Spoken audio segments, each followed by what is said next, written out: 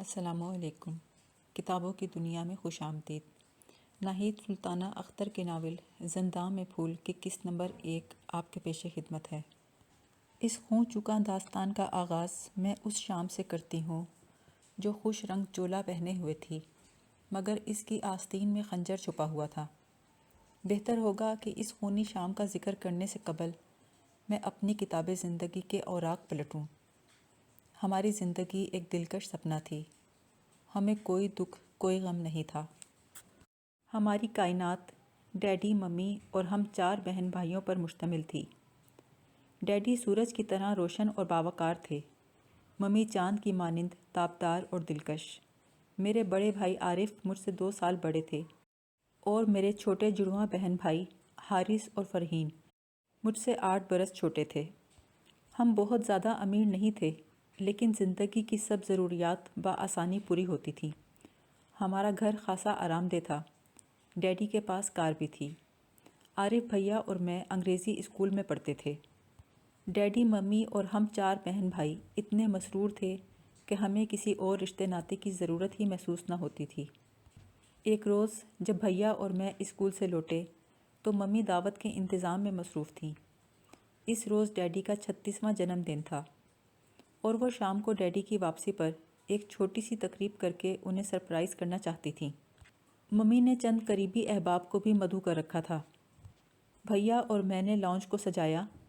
Mummy نے میز کو لوازمات سے بھر دیا، پھر حارث و فرحین کو تیار کیا، مجھے اور بھیا کو تیار ہونے کی ہدایت کی اور خود بھی تیار ہونے چلی گئیں۔ جب وہ کمرے سے باہر آئیں تو میں انہیں دیکھتی ہی رہ گئی۔ پہلے بارڈر والی ساڑی میں وہ غضب کی حسین لگ رہی تھیں۔ تھوڑی ہی دیر میں مہمان آنا شروع ہو گئے اور چھوٹی سی میز پر تحائف کا انبار لگ گیا۔ ممی بڑی رازداری کے ساتھ 2 روز قبل کچھ تحفے خرید کر لائی تھیں۔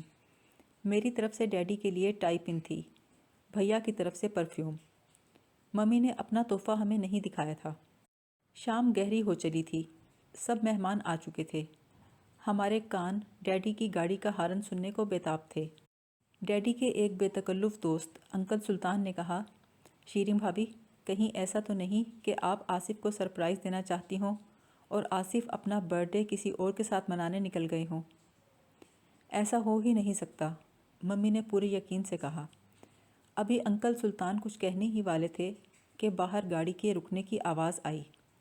یہ آواز ڈیڈی کی گاڑی کی نہیں تھی، مگر پھر بھی ہم یہ دیکھنے کو باہر بھاگے کہ کون آیا ہے۔ ہمارے گھر کے باہر ایک پولیس وین کھڑی تھی۔ ایک باوردی پولیس والے نے پوچھا، یہ آصف صاحب کا گھر ہے؟ بھیا نے کہا، جی ہاں، میں ان کا بیٹا ہوں۔ کوئی بڑا گھر پر ہے؟ جی ممی ہیں، زری ممی کو بلاؤ۔ اس وقت تک ممی برآمدے میں آ چکی تھیں۔ وہیں سے بولیں، کون آیا ہے بیٹا؟ پھر ان کی نظر پولیس وین پر پڑی تو باہر آ گئیں۔ پولیس اہلکاروں نے ممی کو سر تاپا دیکھا۔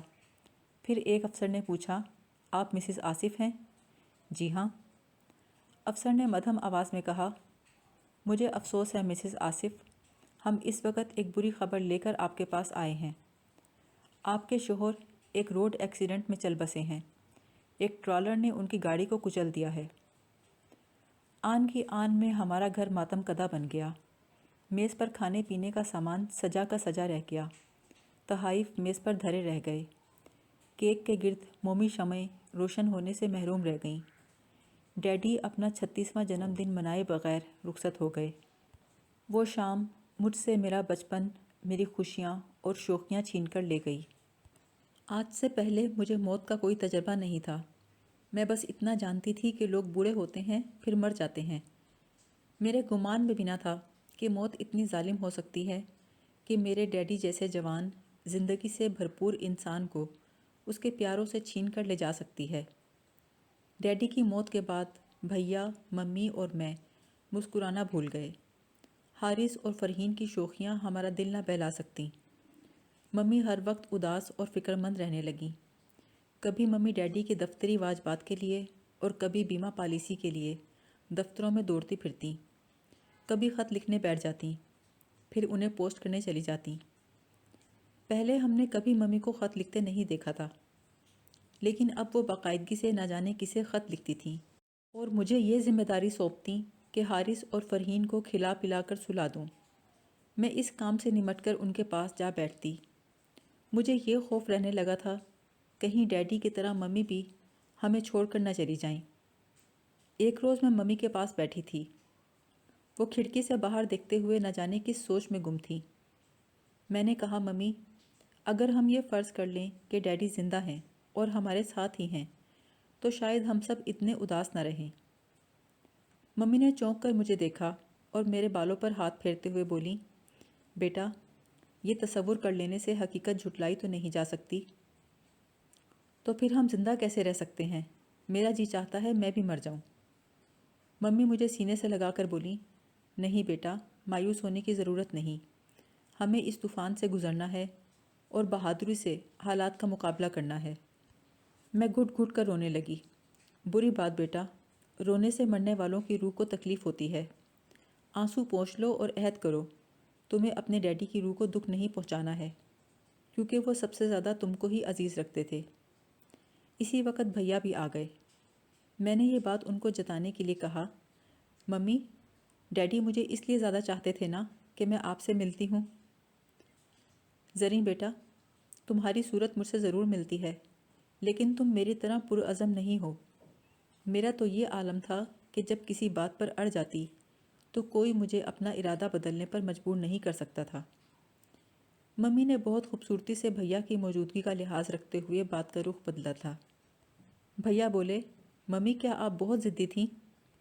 ہاں، اتنی کہ اپنی ضد کے آگے میں کسی کی نہ سنتی تھی، اپنے والدین کی بھی نہیں۔ ممی اپنے والدین کا ذکر کم ہی کرتی تھیں۔ انہوں نے بتایا تھا کہ وہ لوگ دہلی میں رہتے ہیں۔ ہم ان کی طرف سے خط نہ آنے پر تشویش ظاہر کرتے تو وہ کہتی، دونوں بوڑھے ہیں، انہیں خط لکھنے میں دشواری ہوتی ہوگی۔ ہم کبھی انہیں خط لکھنے کی خواہش کرتے تو کہتی، ان کا پتہ مجھے یاد نہیں، کسی روز کاغذات میں تلاش کر کے دے دوں گی۔ ڈیڈی کے بارے میں ہمیں یہی پتہ تھا کہ ان کے والدین کسی حادثے میں وفات پا گئے تھے۔ ان کو ایک چچا نے پڑھایا لکھایا تھا جو اب اس دنیا میں نہیں رہے۔ آج ممی نے اپنے والدین کا تذکرہ کیا تو بھیا نے کہا، ممی، آپ نانا اور نانی کو خط تو لکھ دیتی ڈیڈی کے انتقال کا۔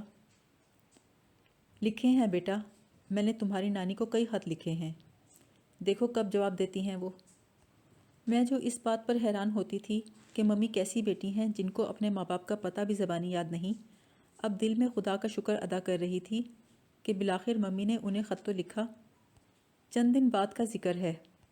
بھیا اور میں اسکول سے آئے تو ممی کو خاصا پریشان پایا۔ ہمارے پوچھنے پر بولی، میرا پروگرام تھا کہ تمہارے ڈیڈی کے آفس سے جو رقم ملے گی اس کا کوئی فلیٹ لے لیں گے تاکہ کرائے سے جان بچے، مگر ان کے آفس سے معلوم ہوا کہ انہوں نے دفتر سے کافی قرض لے رکھا تھا۔ رہی انشورنس والی رقم، اگر اس سے کوئی چھوٹا موٹا فلیٹ لے بھی لیا تو روزانہ گزارے کے لیے رقم کہاں سے آئے گی؟ میں تو فقط BA پاس ہوں، ملازمت تو اچھے پڑھے لکھوں کو نہیں ملتی تو مجھے کہاں ملے گی؟ اگر مل بھی گئی تو 1000-1200 کی ہوگی۔ اس سے تو تم دونوں کے اسکول کے اخراجات بھی پورے نہیں ہوں گے۔ بھیا بولے، ممی، ہمیں کم فیس والے اسکول میں داخل کروا دیں۔ نہیں، مجھے یہ گوارا نہ ہوگا۔ تو پھر گزارا کیسے ہوگا ممی؟ بولی، مجھے ایک ہی راہ سجھائی دیتی ہے کہ ہم تمہارے نانا جان کے گھر چلے جائیں۔ نہیں ممی، ہم اپنا ملک چھوڑ کر نہیں جائیں گے، بھیا نے کہا۔ ممی نے باری باری ہم دونوں کو دیکھا اور بولی، تمہارے نانا دہلی میں نہیں ملتان میں رہتے ہیں۔ میرا ارادہ تھا تمہیں یہ سب اس وقت بتاؤں گی جب تم سمجھدار ہو جاؤ گے، مگر حالات ایسے ہو گئے کہ میں نے فیصلہ بدل دیا۔ ممی نے بتایا کہ وہ بہت بڑے جاگیردار کی بیٹی تھیں۔ ان کے 2 بھائی ایک حادثے میں ہلاک ہو گئے تھے۔ اکیلی ممی ہی تمام دولت کی وارث تھیں۔ ان کے والدین ان کی شادی ایک امیر نوجوان سے کرنا چاہتے تھے، مگر ممی کو زمانہ طالب علمی میں ڈیڈی سے عشق ہو گیا تھا اور انہوں نے یہ سوچ کر کورٹ میرج کر لی کہ بعد میں والدین مجبور ہو کر اس شادی کو قبول کر لیں گے۔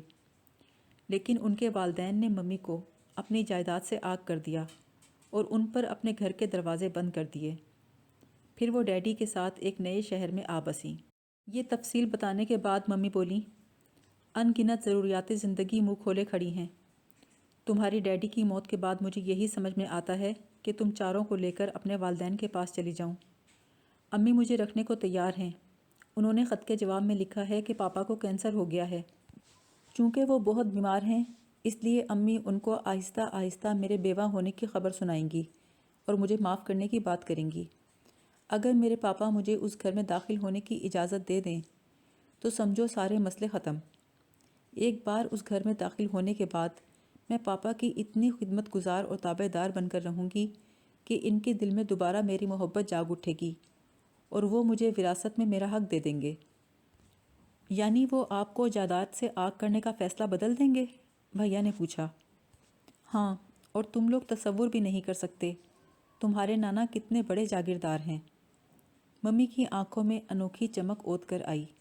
وہ خوابناک لہجے میں بولیں، اور ان کا گھر اتنا بڑا ہے اور خوبصورت ہے۔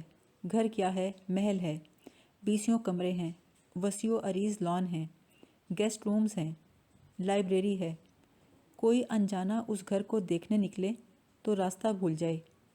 ان کی مربوں کی اراضی ہے، کئی زرعی فارم اور ڈیری فارم ہیں۔ اتنے پھل اور سبزیاں کاشت ہوتی تھیں کہ ہمارے ملازم ٹوکریاں بھر بھر کر اپنے رشتہ داروں کو بھیجا کرتے تھے۔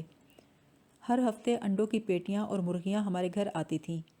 ڈیری فارم سے اتنا دودھ، گھی، مکھن آتا تھا کہ ہمارے نوکروں کے بچے بھی کھا کھا کر اوب جاتے تھے۔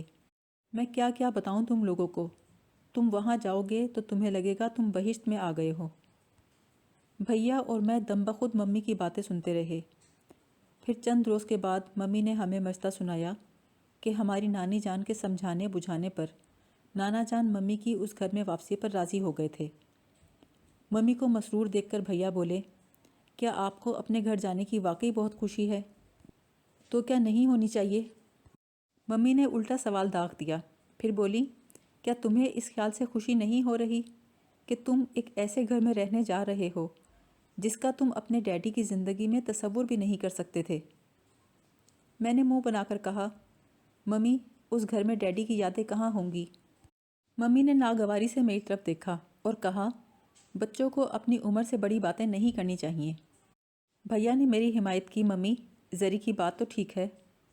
ممی میٹھے لہجے میں بولیں، بیٹے، یہ گھر میں مجبوراً چھوڑ رہی ہوں۔ تمہیں معلوم ہے یہ گھر تمہارے ڈیڈی کو دفتر کی طرف سے ملا ہوا تھا۔ ہم زیادہ سے زیادہ یہاں 6 ماہ رہ سکتے تھے، جس میں سے 3 ماہ گزر چکے ہیں۔ آج نہیں تو کل یہ گھر خالی کرنا ہی ہے۔ اچھی بات یہ ہے کہ ہم ایک تابناک مستقبل کے یقین کے ساتھ اس گھر کو خیر باد کہیں گے۔ میں نے اپنے والدین کے گھر جانے کا فیصلہ تم چاروں کی خاطر کیا ہے۔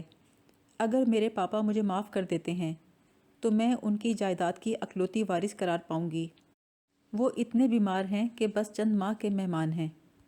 ان کی موت کے بعد سب کچھ میرا ہی ہوگا۔ ان کے بعد مجھے جو جاگیر ملے گی، اس کے بعد تم اتنی آسائش کی زندگی گزارو گے جس کا تم اندازہ بھی نہیں کر سکتے۔ نوکر چاکر ہاتھ باندھے تمہارے سامنے کھڑے رہا کریں گے۔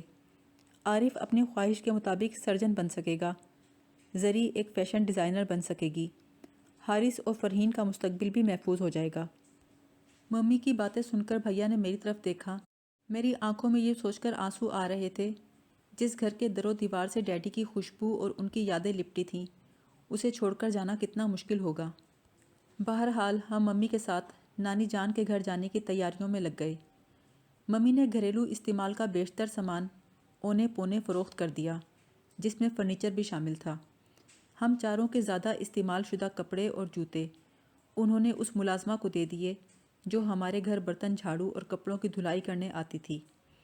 اپنے اور ہمارے اچھے ملبوسات اور جوتے، میری اور بھیا کی کتابیں، حارث اور فرحین کے کچھ کھلونے، ٹوتھ برش، کنگھے اور ضرورت کی چیزیں 2 بڑے سوٹ کیسوں اور کافی تھیلوں میں بھر لیں۔ ڈیڈی کے بیمہ انشورنس کی رقم مل چکی تھی۔ دفتر سے ان کے واجبات کی ادائیگی کا معاملہ ابھی تک اٹکا ہوا تھا، مگر ممی نے واجبات کی وصولی کا انتظار نہیں کیا۔ وہ مکان جو ڈیڈی کو دفتر کی طرف سے ملا ہوا تھا، قبل از وقت ہی واپس کر دیا اور ہمیں لے کر نانی جان کے ہاں جانے کو تیار ہو گئیں۔ ہماری روانگی بذریعہ ٹرین ہوئی۔